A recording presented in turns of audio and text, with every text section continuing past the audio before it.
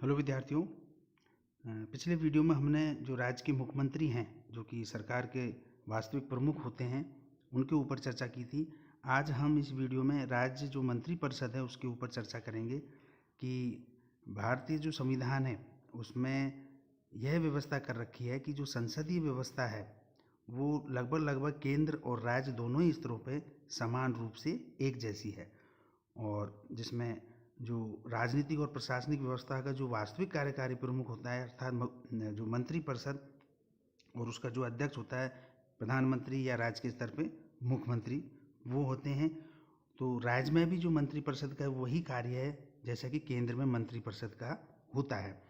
तो संविधान में संसदीय व्यवस्था की सरकार के सिद्धांतों के कहीं इतने ज़्यादा विस्तार से नहीं बताया गया है, लेकिन दो अनुच्छेदों 163 और 164 है उसमें मंत्रिपरिषद के ऊपर जो सामान्य उपबंध है उनकी चर्चा की गई है कि 163 में जो राज्य मंत्रिपरिषद की जो स्थिति है उसके बारे में बताया गया है, और जो 164 है उसमें जो मंत्रिपरिषद है उनके जो भी वेतन भत्ते शपथ योग्यता कार्यकाल नियुक्ति आदि के बारे में बताया गया है।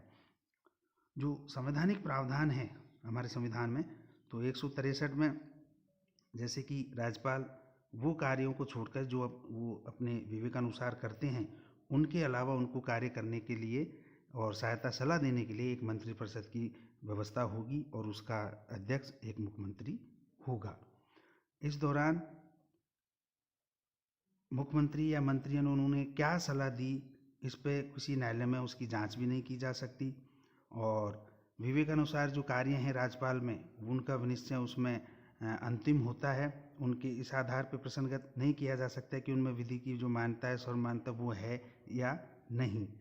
तो जो मंत्रिपरिषद है उसका संवैधानिक प्रावधान के अनुसार केवल एक ही कार्य है कि वो राज्यपाल को सहायता और सलाह देंगी।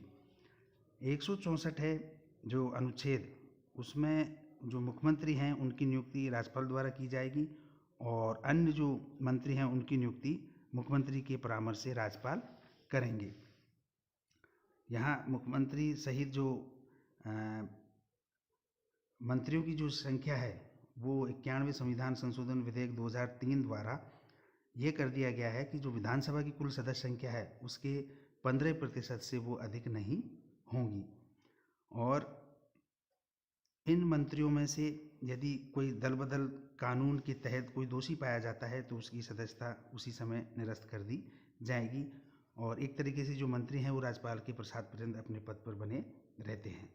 जो मंत्रिपरिषद है वैसी संविधान में ये सारी व्यवस्था कर रखी हैं। इनके अलावा वो सामूहिक रूप से राज्य विधानसभा के प्रति उत्तरदायी रहेंगे, और कोई मंत्री यदि विधानमंडल का सदस्य नहीं है तो उसे 6 माह के भीतर भीतर अनिवार्य रूप से किसी भी एक सदन का सदस्य होना पड़ेगा। यहाँ जो मंत्रियों की नियुक्ति है वो राज्यपाल द्वारा होगी, और उसमें मुख्यमंत्री की जो परामर्श है वो अनिवार्य होगा। यहाँ कुछ राज्य हैं जैसे छत्तीसगढ़, झारखंड, मध्य प्रदेश, उड़ीसा, वहाँ क्योंकि जनजातीय जनसंख्या अधिक है तो एक आदिवासी मंत्री भी अनिवार्य रूप से होना चाहिए, और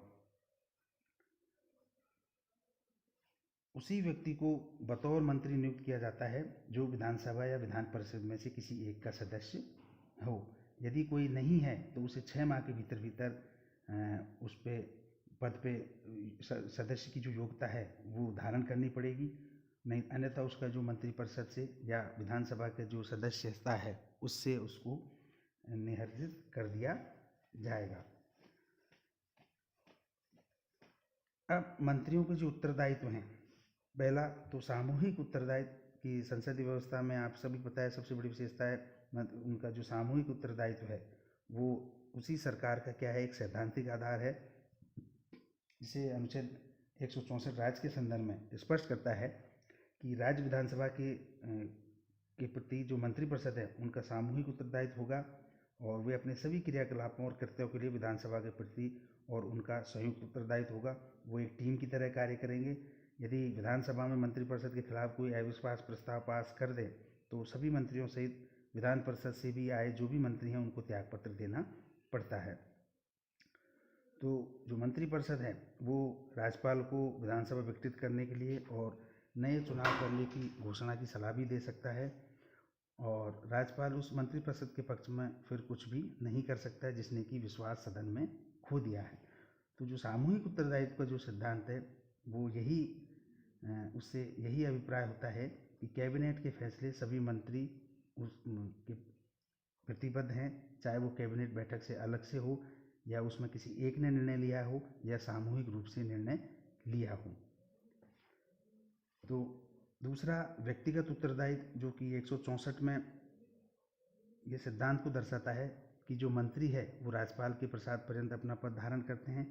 तो राज्यपाल किसी मंत्री को तब तक किसी भी समय हटा सकता है जब वह विधानसभा में विश्वास खो दे, लेकिन मुख्यमंत्री की सलाह पर भी यदि उनमें आपस में कोई मतभेद हो और कार्यकलापों से मंत्रियों के से यदि संतुष्ट नहीं हो तो मुख्यमंत्री उस मंत्री से त्यागपत्र मांग सकता है या राज्यपाल से उसे बर्खास्त करने की सलाह दे सकता है।